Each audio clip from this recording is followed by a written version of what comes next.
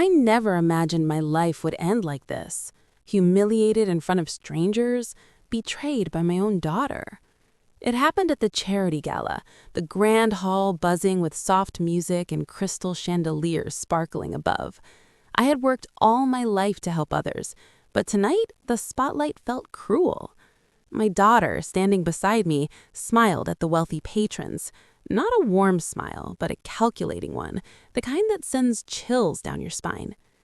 "Mom, you really shouldn't have come," she whispered, loudly enough for those around us to hear. "People will think you're just another charity clown." Her words sliced through me like ice. The room fell silent, a few eyes darting between us. My heart pounded, my cheeks burned. I tried to speak, but my voice caught in my throat. And then it happened. A stranger, tall and sharp-eyed, stepped forward from the crowd. Without warning, he handed me an envelope, weighty and crisp, and said, "Some of us see who really deserves respect." His eyes locked with mine, and in that instant, the energy in the room shifted. Whispers rose like a tide, and the mocking smirk on my daughter's face faltered. People around us began to murmur, not about me, but about her. Their eyes, once polite and distant, now watched her closely, judging, questioning. My daughter's confidence faltered as she realized her little game had failed. I straightened my shoulders, the hidden strength I'd carried my whole life surfacing. Years of sacrifices, of working double shifts, of hiding my struggles, none of it was wasted. The room didn't just see me as an aging woman anymore. They saw someone who had endured, survived, and quietly mastered the art of standing tall. My daughter's face drained of color. She had underestimated me, thinking my love and patience were weakness. They weren't.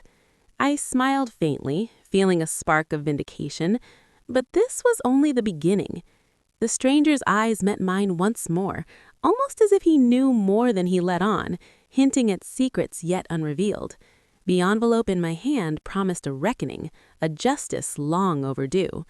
And then, as the room's attention slowly shifted back to the gala, my mind drifted, back to a Tuesday morning 5 years ago when everything began.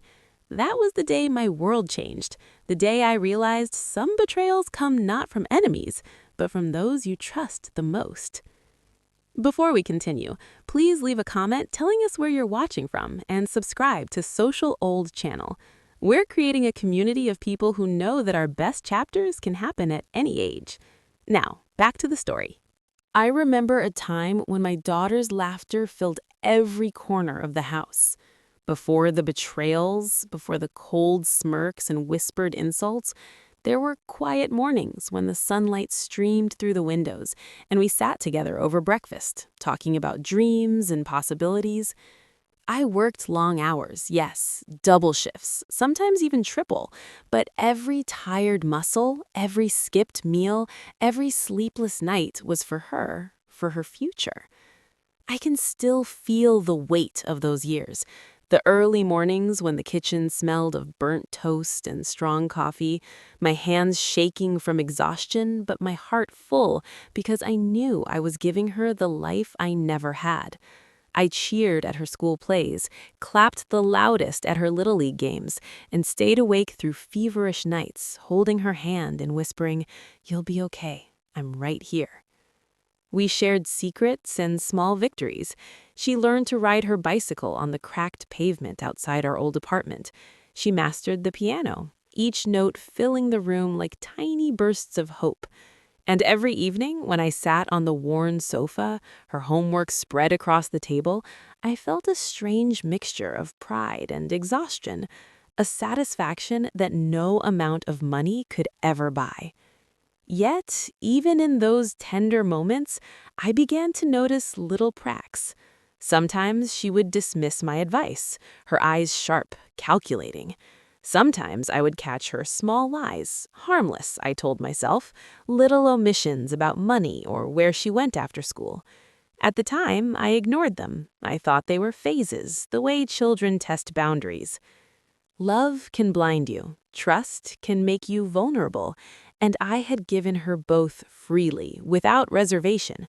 I had built my life around her happiness, believing that my sacrifices were seeds that would grow into gratitude, into a bond that could weather any storm. But as the years passed, those seeds seemed to wither instead of bloom. Little by little, I began to notice a shift. Her questions about money became sharper, more pointed. Her smiles sometimes carried a weight I couldn't place. I brushed it off, convincing myself that children, even grown children, sometimes stumble, sometimes make mistakes. I never suspected that the very love I poured into her would one day become a weapon wielded against me in ways I couldn't imagine.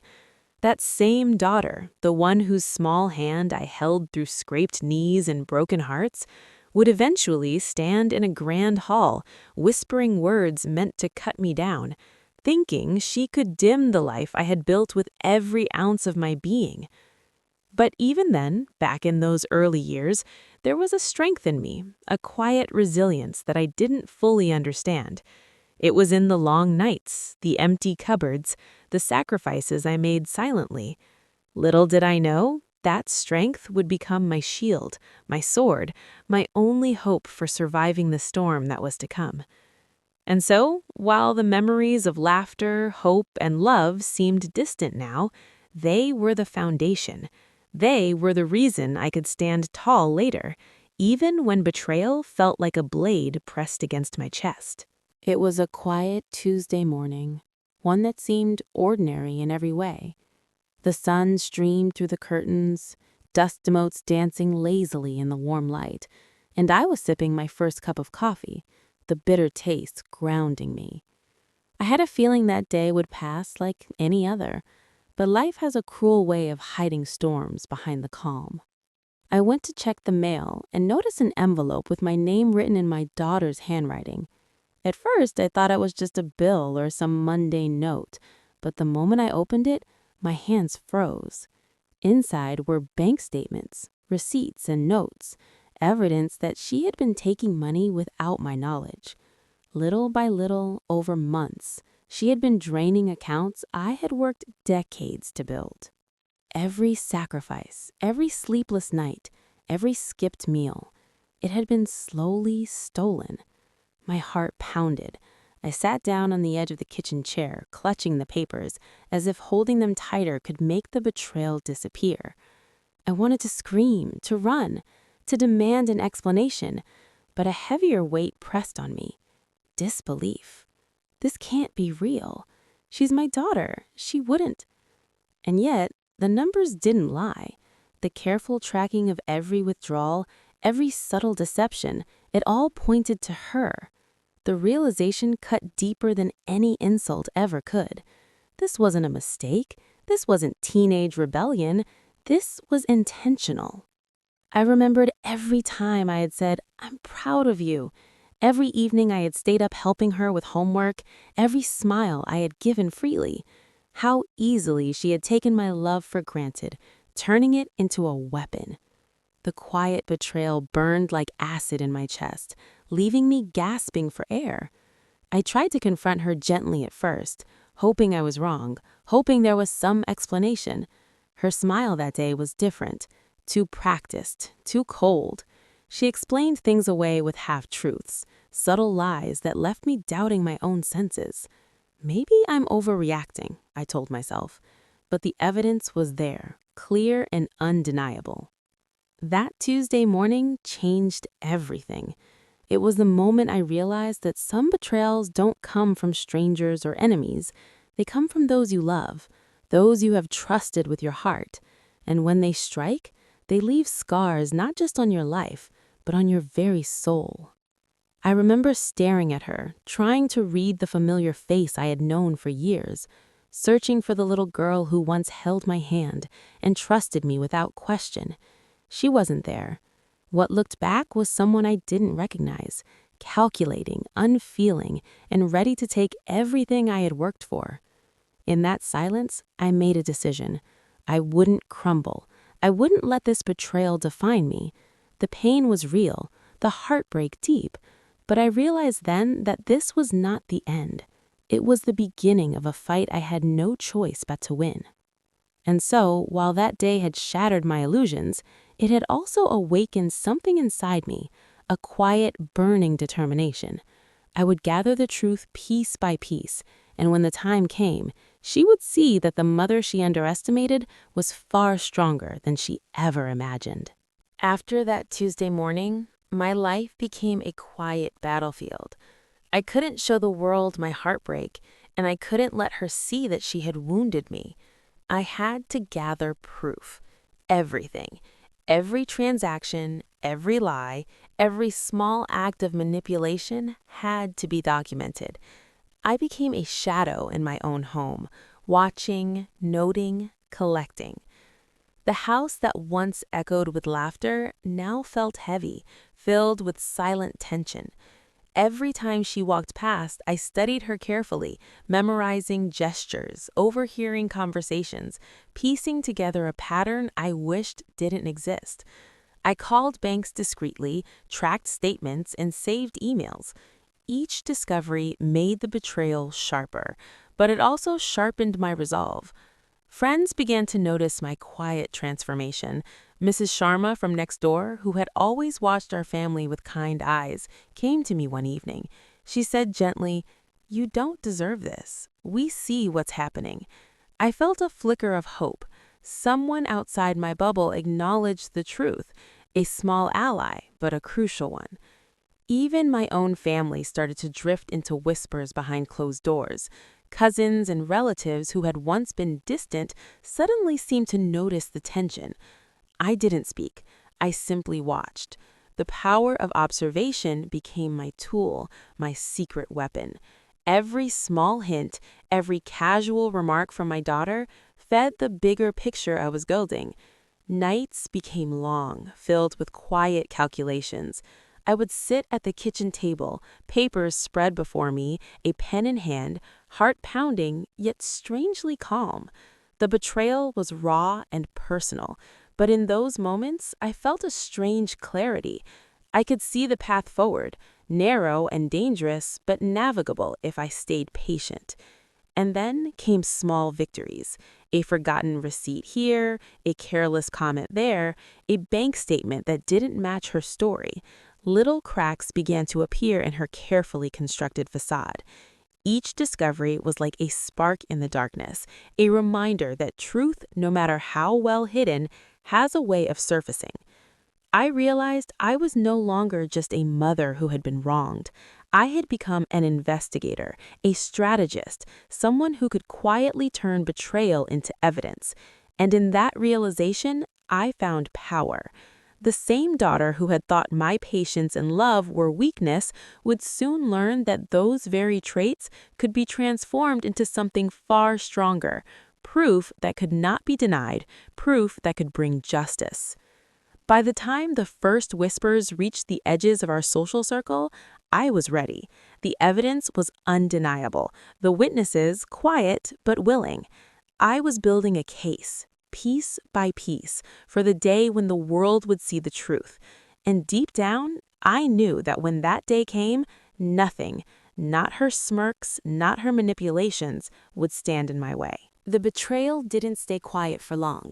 Once I began noticing the small cracks, my daughter's actions grew bolder. What had once been secretive withdrawal and whispered excuses became overt demands and manipulation.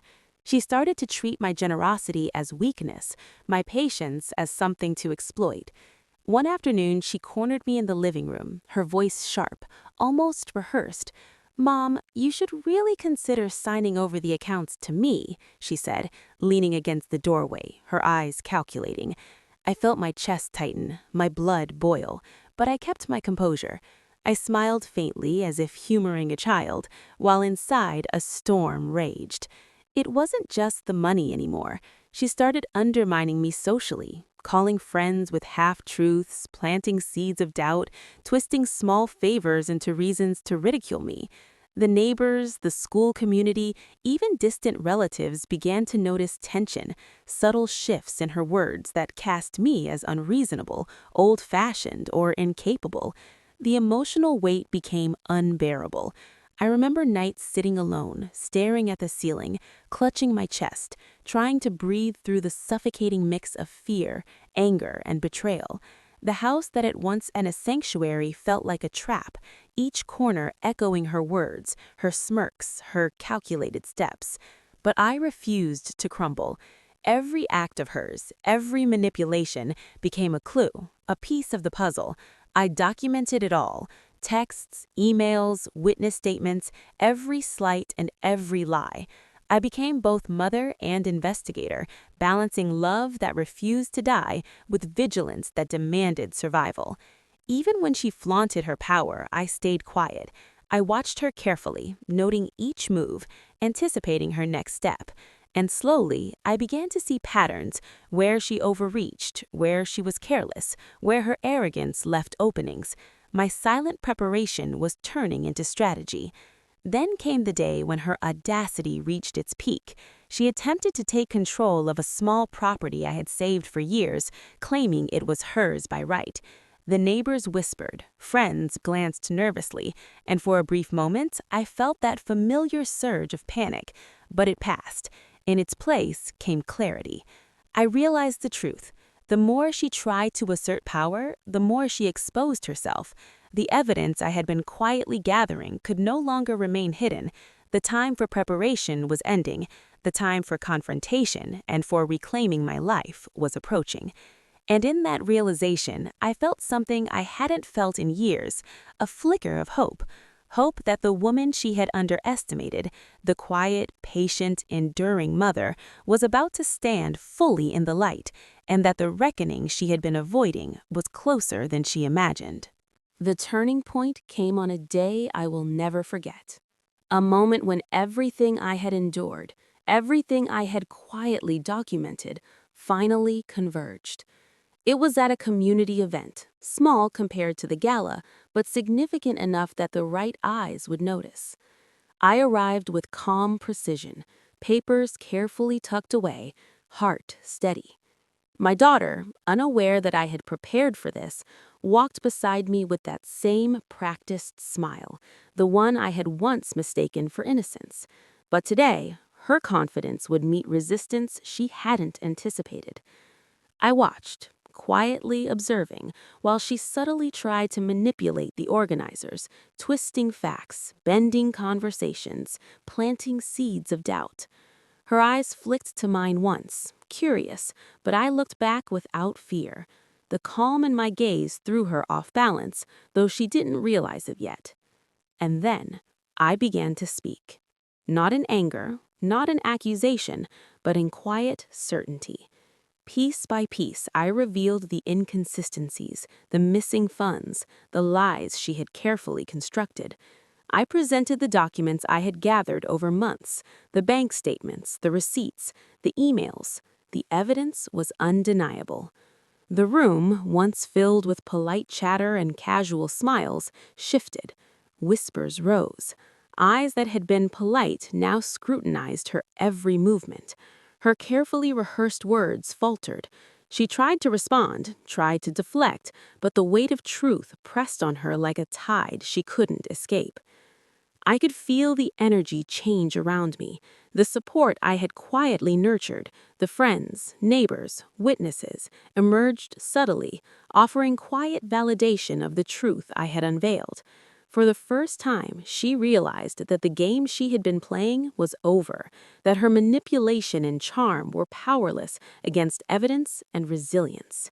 And in that moment, I felt a strength I hadn't fully recognized in myself. Years of sacrifice, of patience, of enduring the unseen hardships, none of it had been wasted. It had shaped me into someone capable of standing firm when the world seemed poised to crumble around me. Her eyes, once full of calculated confidence, now widened in shock and fear. The daughter who thought she could control me had underestimated the quiet, enduring power of a mother who refuses to be broken. And as I looked around the room, sensing the collective acknowledgement of truth, I realized that the tide had turned. This was no longer just about betrayal or loss. This was about reclamation, of respect, of dignity, of a life I had built with my own hands. And as the whispers and sidelong glances rippled through the crowd, I knew one thing: the reckoning had begun. The gala arrived like a storm I had long anticipated. The chandeliers sparkled, the music floated softly, and the crowd buzzed with polite conversation. But beneath it all, I carried the weight of years of betrayal, preparation, and quiet resolve. Tonight was the night everything would collide. She stood beside me, smiling that same cold, calculated smile, thinking she still had control. But I had changed. I had transformed every sleepless night, every stolen penny, every quiet humiliation into a weapon more powerful than anger or revenge: the truth. And then it happened. A stranger, tall and sharp-eyed, moved through the crowd, breaking through the polite chatter. He handed me an envelope, crisp and weighty, and whispered words I would never forget. Some of us see who really deserves respect. The room seemed to hold its breath. Eyes flicked between us, then to her. Whispers rose like waves. The carefully constructed image she had built over years began to crumble. For the first time, she was exposed, not in private, not behind closed doors, but in front of everyone who mattered, in the light of scrutiny she could not escape.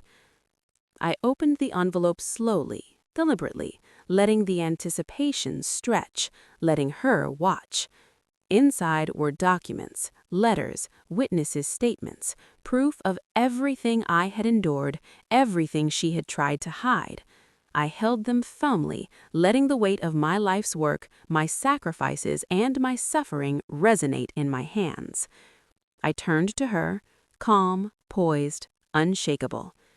"You underestimated me," I said, softly but with authority that carried across the hall. "You thought love was weakness. You thought patience was a cage, but it was the foundation of everything you cannot break." Gasps rippled through the crowd. Eyes that had once been polite now stared sharply, judging, questioning. She faltered, her voice trembling, her carefully crafted mask of confidence shattered. Every whisper, every doubt, every raised eyebrow became my ally in that room. And then came the moment I had prepared for, the culmination of every hour, every tear, every sacrifice. I presented the evidence publicly, calmly, methodically. The truth was undeniable. The daughter who had sought to humiliate, manipulate, and control was left exposed, her schemes unraveling before the very people she had hoped to impress. For the first time in years, I felt the weight lift from my shoulders. I had endured, I had survived, and I had conquered. Not with anger, but with quiet, deliberate strength. Her smirk, once sharp and cruel, was gone, replaced with shock, fear, and an understanding she could no longer deny. She had misjudged the woman who had given her everything.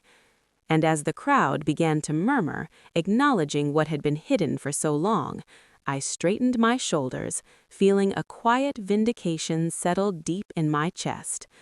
This confrontation was over, but the lessons, the scars, and the newfound strength would stay with me forever. The gala ended, the chandeliers dimmed, and the crowd slowly drifted away, leaving me standing amidst the quiet hum of relief and realization. The confrontation was over, but the echoes of that night would linger, not as pain, but as proof of survival. I walked through the empty hall, the crisp envelope now safely tucked away, feeling a strange mix of exhaustion and clarity. For years, I had carried betrayal like a hidden weight, letting it press silently against my chest. Tonight, that weight had lifted, not because revenge had been served, but because truth and patience had finally been recognized. My daughter remained in the crowd, her eyes avoiding mine, the mask she had worn for so long stripped away. I did not feel triumph over her, only a quiet acknowledgement of reality. Love and trust, when misused, leave scars, but resilience leaves strength. And that strength, I realized, was mine, unshakable and undeniable. I thought about the Tuesday morning 5 years ago, the moment everything had begun, and I understood something profound. Betrayal is not the end of a story. It is a turning point, a chance to discover who you truly are when faced with loss, deceit, and heartbreak. I had discovered a part of myself I had never met, the unwavering, enduring, unbroken core that could face any storm. The stranger from the gala who had handed me the envelope had vanished into the crowd, but his presence, brief as it was, felt symbolic, proof that sometimes recognition comes from those who see beyond appearances, who understand the quiet battles fought behind closed doors. In the days that followed, I reclaimed my life piece by piece. The house that had once felt heavy with silence now felt lighter, infused with the lessons of endurance and the promise of independence. Friends who had quietly supported me stepped closer, offering companionship without judgment. And for the first time in years, I allowed myself to imagine a future free from manipulation and fear.